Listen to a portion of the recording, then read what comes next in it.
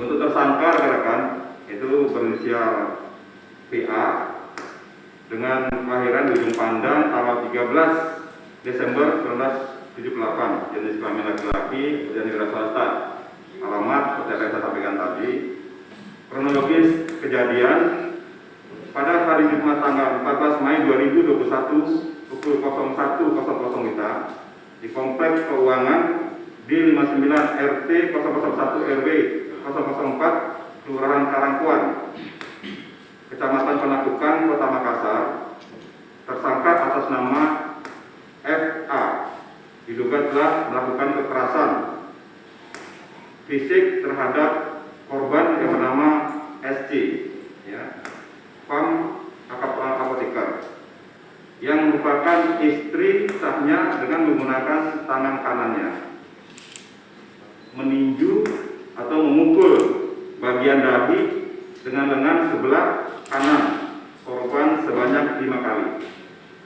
Kemudian pada hari yang sama juga, pada hari Rabu tanggal 19 Januari 2022 pukul 23.30 WITA di Kompleks Keuangan yang sama,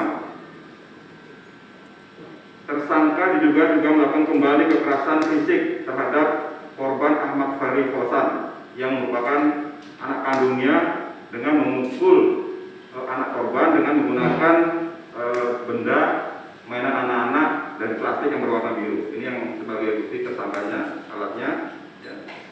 Karena tersangka sangat emosi, anaknya terus menangis tidak berhenti karena dicubit oleh kakaknya ini, ya, sehingga dibuat emosi dari orang tua memukul anaknya. Untuk sementara motif yang dilakukan adalah tersangka emosi karena istri tersangka yang bernama SZ Pam apoteker disuruh makan, namun korban menolak karena sudah makan dengan temannya.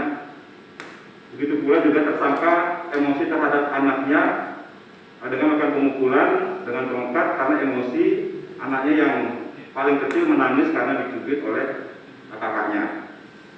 Barang bukti yang kita amankan adalah satu batang plastik warna biru. Hasil pemeriksaan tersangka, dari tersangka yang diamankan tersebut membenarkan telah memukul korban Suciani karena emosi disuruh makan oleh korban tidak mau. Ulangi, tersangka tidak mau.